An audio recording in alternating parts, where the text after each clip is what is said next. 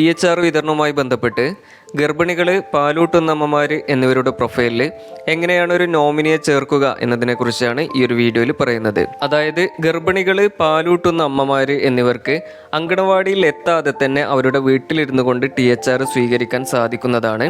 അപ്പോൾ അതിനായിട്ട് അവർ നിർദ്ദേശിക്കുന്ന ഒരാളെ ആ ഒരു ഗർഭിണിയുടെയോ പാലൂട്ടുന്ന അമ്മയുടെയോ പ്രൊഫൈലിൽ നമുക്കൊരു നോമിനിയായിട്ട് ചേർക്കാൻ സാധിക്കുന്നതാണ്.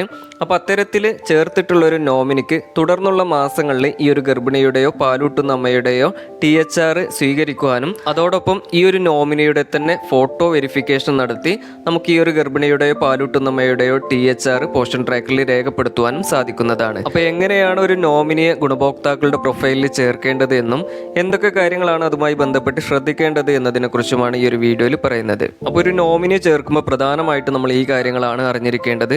ഒന്ന്, ഗർഭിണികൾ, പാലൂട്ടുന്ന അമ്മമാർ എന്നിവരുടെ പ്രൊഫൈലിൽ മാത്രമേ നമുക്ക് നോമിനിയെ ചേർക്കാൻ സാധിക്കുകയുള്ളൂ. കുട്ടികളുടെ പ്രൊഫൈലിൽ നമുക്ക് നോമിനിയെ ചേർക്കാൻ സാധിക്കുകയില്ല. രണ്ടാമതായിട്ട് നമ്മൾ ശ്രദ്ധിക്കേണ്ടത് നോമിനിയുടെ ആധാർ വിവരങ്ങൾ നൽകിയിട്ട് EKYCയും അതുപോലെ തന്നെ ഫോട്ടോ ക്യാപ്ചറിങ് നടത്തിയിട്ട് FRSും പൂർത്തീകരിക്കേണ്ടതുണ്ട്. അപ്പോൾ അതുകൊണ്ട് തന്നെ നോമിനിയുടെ ആധാർ കാർഡ് ആക്റ്റീവ് ആയിട്ടുള്ള ഒരു മൊബൈൽ നമ്പറുമായിട്ട് ലിങ്ക് ചെയ്തിരിക്കാൻ പ്രത്യേകം ശ്രദ്ധിക്കേണ്ടതാണ്. മൂന്നാമതായിട്ട് നമ്മൾ മനസ്സിലാക്കേണ്ടത്, നമ്മൾ ഒരിക്കൽ ഒരു നോമിനിയെ ചേർത്താൽ പിന്നീട് ആ ഒരു നോമിനിയെ നമുക്ക് ഡിലീറ്റ് ചെയ്യാനോ ആ ഒരു നോമിനിയുടെ വിവരങ്ങൾ എഡിറ്റ് ചെയ്യുവാനോ സാധിക്കുകയില്ല. അതായത് ഒരു നോമിനിയെ ചേർക്കുമ്പോൾ പ്രധാനമായിട്ടും ശ്രദ്ധിക്കേണ്ടത് എല്ലാ മാസങ്ങളിലും എത്തിപ്പെടാൻ സാധിക്കുന്ന രീതിയിലുള്ള ഒരു നോമിനിയെ ചേർക്കാൻ പ്രത്യേകം ശ്രദ്ധിക്കണം. അതേപോലെ മറ്റൊരു കാര്യം ശ്രദ്ധിക്കേണ്ടത്, ഒരേപോലെയുള്ള പേരുകളിൽ അല്ലെങ്കിൽ സമാനമായിട്ടുള്ള പേരുകളിൽ തന്നെ ഒന്നിലധികം ഗുണഭോക്താക്കൾ നമ്മുടെ ലിസ്റ്റിൽ ഉണ്ടാവും. അപ്പോൾ തെറ്റായിട്ടൊരു നോമിനിയെ ഒരു ഗുണഭോക്താവിൻ്റെ പ്രൊഫൈലിൽ ചേർത്ത് കഴിഞ്ഞാൽ പിന്നീട് നമുക്കത് എഡിറ്റ് ചെയ്യാൻ സാധിക്കില്ല. അപ്പോൾ അതുകൊണ്ട് തന്നെ നോമിനിയെ ചേർക്കുമ്പോൾ കൃത്യമായിട്ടുള്ള ഗുണഭോക്താവിന് കൃത്യമായിട്ടുള്ള നോമിനിയെ തന്നെ ചേർക്കാൻ പ്രത്യേകം ശ്രദ്ധിക്കേണ്ടതാണ്. നാലാമതായിട്ട് നമ്മൾ അറിഞ്ഞിരിക്കേണ്ടത്, ഒരു ഗുണഭോക്താവിൻ്റെ പ്രൊഫൈലിൽ ഒരു വ്യക്തിയെ മാത്രമേ നമുക്ക് നോമിനിയായിട്ട് ചേർക്കാൻ സാധിക്കുകയുള്ളൂ. ഒന്നിലധികം ആളുകളെ നമുക്ക് നോമിനിയായിട്ട് ചേർക്കാൻ സാധിക്കില്ല. അപ്പോൾ അതുകൊണ്ട് തന്നെ മുമ്പ് സൂചിപ്പിച്ചതുപോലെ എല്ലാ മാസവും അങ്കണവാടിയിൽ എത്തിയിട്ട് THR കൈപ്പറ്റാൻ സാധിക്കുന്ന ഒരാളെ നോമിനിയായി ചേർക്കാൻ പ്രത്യേകം ശ്രദ്ധിക്കേണ്ടതാണ്. അഞ്ചാമതായിട്ട് നമ്മൾ അറിഞ്ഞിരിക്കേണ്ടത്, ഒന്നിലധികം ഗുണഭോക്താക്കളുടെ പ്രൊഫൈലിൽ ഒരേ നോമിനിയെ തന്നെ നമുക്ക് ചേർക്കാൻ സാധിക്കുകയില്ല. ഉദാഹരണത്തിനായിട്ട് ഒരു വീട്ടിൽ തന്നെ 2 ഗർഭിണികളുണ്ട് എങ്കിൽ ആ 2 ഗർഭിണിയുടെയും പ്രൊഫൈലിൽ ഒരേ ആളെ തന്നെ നമുക്ക് നോമിനിയായിട്ട് ചേർക്കാൻ സാധിക്കില്ല. ഓരോ ഗർഭിണിയുടെയും പ്രൊഫൈലിൽ വ്യത്യസ്ത ആളുകളെയുള്ളൂ നോമിനിയായിട്ട് ചേർക്കാൻ സാധിക്കുകയുള്ളൂ. അപ്പോൾ ഈ കാര്യങ്ങൾ നിങ്ങൾ പ്രത്യേകം അറിഞ്ഞിരിക്കേണ്ടതാണ്. അപ്പോൾ ഗുണഭോക്താക്കളുടെ പ്രൊഫൈലിൽ നോമിനിയെ ചേർക്കുന്നതിനായിട്ട് ആദ്യം ബെനഫിഷ്യറീസ് എന്ന രജിസ്റ്റർ ഓപ്പൺ ചെയ്യുക. അപ്പോൾ ഇതേ രീതിയിൽ ഗുണഭോക്താക്കളുടെ രജിസ്റ്ററുകൾ നമുക്ക് കാണാൻ സാധിക്കും. അതിൽ ഗർഭിണികളുടെയും പാലൂട്ടുന്ന അമ്മമാരുടെയും രജിസ്റ്ററിൽ മാത്രമേ നമുക്ക് നോമിനിയെ ചേർക്കാൻ സാധിക്കുകയുള്ളൂ. അപ്പോൾ ആവശ്യമായിട്ടുള്ള രജിസ്റ്റർ ഓപ്പൺ ചെയ്യുക. അപ്പോൾ ഇതേ രീതിയിൽ ഗുണഭോക്താക്കളുടെ ലിസ്റ്റ് കാണാൻ സാധിക്കും. അതിൽ ഗുണഭോക്താവിൻ്റെ പേരിന് വലതുവശത്ത് കാണുന്ന 3 കുത്തിൽ തൊടുക. അപ്പോൾ ഇതേ രീതിയിൽ ഓപ്ഷനുകളുടെ ലിസ്റ്റ് വരും. അതിൽ ഏറ്റവും താഴെയായിട്ട് ആഡ് നോമിനി ഫോർ THR എന്നൊരു ഓപ്ഷൻ കാണാൻ സാധിക്കും.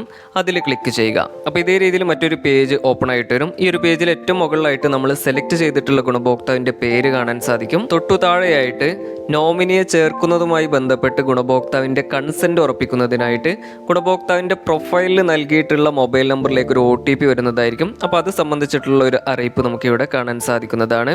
അതിന് താഴെയായിട്ട് നോമിനിയുടെ EKYC, FRS എന്നിവ പൂർത്തീകരിക്കേണ്ടതുണ്ട് എന്നത് സംബന്ധിച്ചുള്ള ഒരു കുറിപ്പും കാണാൻ സാധിക്കുന്നതാണ്. അപ്പോൾ ഇത്രയും കാര്യങ്ങളാണ് നമുക്ക് ഈ ഒരു പേജിൽ കാണാൻ സാധിക്കുക. അപ്പോൾ ഈ കാര്യങ്ങൾ മനസ്സിലാക്കിയതിനു ശേഷം തൊട്ടു താഴെയുള്ള അണ്ടർസ്റ്റുഡ് എന്ന ഒരു ബട്ടണിൽ ക്ലിക്ക് ചെയ്യുക. അപ്പോൾ ഇതേ രീതിയിൽ മറ്റൊരു പേജ് ഓപ്പൺ ആയിട്ട് വരും. മുമ്പ് സൂചിപ്പിച്ചതുപോലെ ഗുണഭോക്താവിൻ്റെ പ്രൊഫൈലിൽ നൽകിയിട്ടുള്ള മൊബൈൽ നമ്പറിലേക്ക് OTP വരുന്നതിനായിട്ട് ഏറ്റവും താഴെയുള്ള റിക്വസ്റ്റ് OTP എന്ന ഒരു ഓപ്ഷനിൽ ക്ലിക്ക് ചെയ്യുക. അപ്പോൾ ഇതേ രീതിയിൽ പുതിയൊരു പേജ് ഓപ്പൺ ആയിട്ട് വരും. അല്പസമയത്തിനുള്ളിൽ തന്നെ ഗുണഭോക്താവിൻ്റെ പ്രൊഫൈലിൽ നൽകിയിട്ടുള്ള മൊബൈൽ നമ്പറിലേക്ക് ഒരു OTP വരുന്നതായിരിക്കും. ആ ഒരു OTP കൃത്യമായിട്ട് ഈ ഒരു കോളത്തിൽ ഫില്ല് ചെയ്യുക.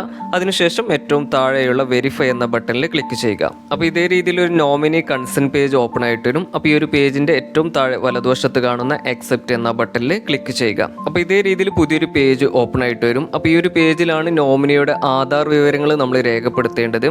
ഏറ്റവും മുകളിൽ കാണുന്ന ആധാർ നമ്പർ എന്ന കോളത്തിൽ നോമിനിയുടെ ആധാർ നമ്പർ പൂർണ്ണമായിട്ടും രേഖപ്പെടുത്തുക. തൊട്ടു താഴെയായിട്ട് റിലേഷൻഷിപ്പ് വിത്ത് ബെനഫിഷ്യറി എന്നൊരു കോളം കാണാൻ സാധിക്കും. അതായത് ഈ ഒരു നോമിനിക്ക് ഗുണഭോക്താവുമായിട്ടുള്ള ബന്ധം അഥവാ റിലേഷൻഷിപ്പ് രേഖപ്പെടുത്തുന്നതിനുള്ള കോളമാണ്. അതിൽ ഈ ഒരു സെലക്ട് എന്ന ഓപ്ഷനിൽ ക്ലിക്ക് ചെയ്താൽ ഇതേ രീതിയിൽ വലിയൊരു ലിസ്റ്റ് നമുക്ക് കാണാൻ സാധിക്കും. അപ്പോൾ ഈ ഒരു ലിസ്റ്റിൽ ഉൾപ്പെടുന്ന ഏത് വ്യക്തി വേണമെങ്കിലും നമുക്ക് ഈ ഒരു ഗുണഭോക്താവിൻ്റെ നോമിനിയായിട്ട് സെലക്ട് ചെയ്യാവുന്നതാണ്.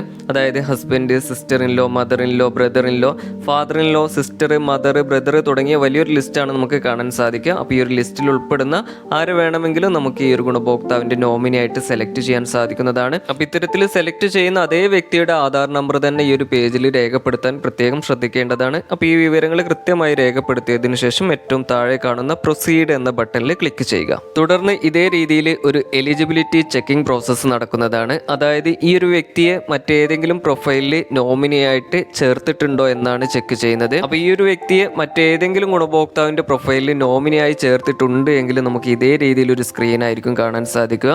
അതായത് നോമിനി ആധാർ ഓൾറെഡി യൂസ്ഡ് എന്നാണ് കാണാൻ സാധിക്കുക. അപ്പോൾ ഇത്തരത്തിലൊരു പേജാണ് വരുന്നത് എങ്കിൽ നമുക്ക് ഈ ഒരു വ്യക്തിയെ ഈ ഒരു ഗുണഭോക്താവിൻ്റെ നോമിനിയായിട്ട് ചേർക്കാൻ സാധിക്കില്ല എന്നാണ് മനസ്സിലാക്കേണ്ടത്. ഇനി മറ്റൊരു ഗുണഭോക്താവിൻ്റെയും പ്രൊഫൈലിൽ ഈ ഒരു വ്യക്തിയെ നോമിനിയായിട്ട് ചേർത്തിട്ടില്ല എങ്കിൽ നമുക്ക് ഇതേ രീതിയിലൊരു സ്ക്രീൻ ആയിരിക്കും കാണാൻ സാധിക്കും. അപ്പോൾ ഇത്തരത്തിലൊരു സ്ക്രീനാണ് കാണുന്നത് എങ്കിൽ നമുക്ക് മുന്നോട്ട് പോകാൻ സാധിക്കുന്നതാണ്. അപ്പോൾ അതിനായിട്ട് ഏറ്റവും താഴെ വലതുവശത്ത് കാണുന്ന പ്രൊസീഡ് ടു eKYC എന്ന ഒരു ഓപ്ഷനിൽ ക്ലിക്ക് ചെയ്യുക. അപ്പോൾ ഇതേ രീതിയിൽ പുതിയൊരു പേജ് ഓപ്പൺ ആയിട്ട് വരും. അതിൽ ഏറ്റവും മുകളിൽ കാണുന്ന ആധാർ നമ്പർ എന്ന ഒരു കോളത്തിൽ നോമിനിയുടെ ആധാർ നമ്പർ ഒരിക്കൽ കൂടെ പൂർണ്ണമായിട്ടും രേഖപ്പെടുത്തുക.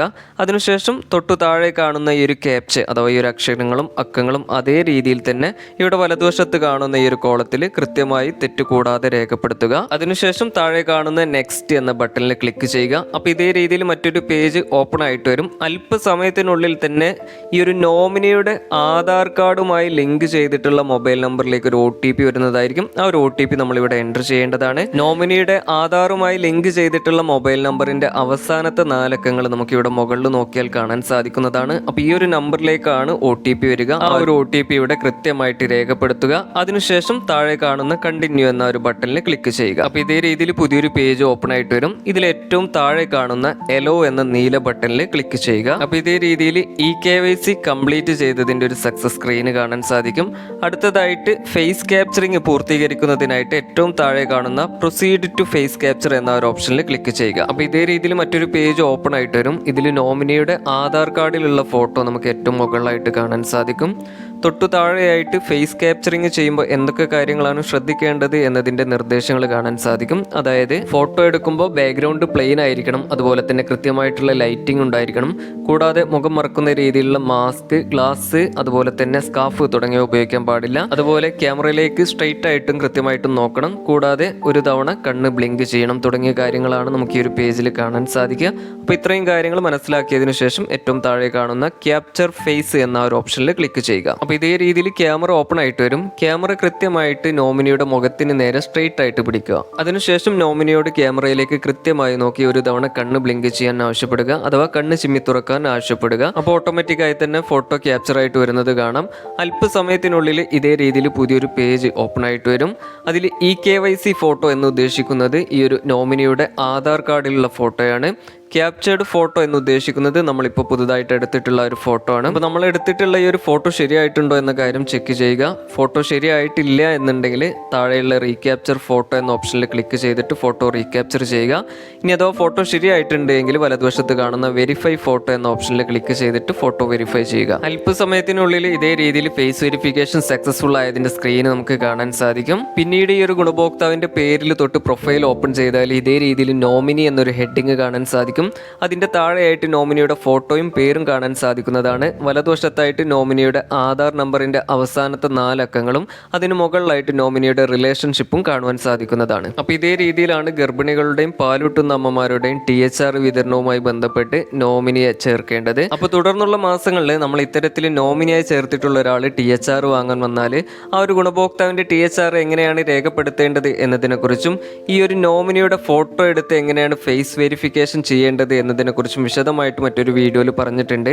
ആ ഒരു വീഡിയോയുടെ ലിങ്ക് ഇതിന്റെ അവസാനത്തിൽ നൽകിയിട്ടുണ്ട്. അപ്പോൾ ഇത്രയും കാര്യങ്ങളാണ് ഇതുമായി ബന്ധപ്പെട്ട് നിങ്ങളിലേക്ക് പങ്കുവയ്ക്കാനുള്ളത്.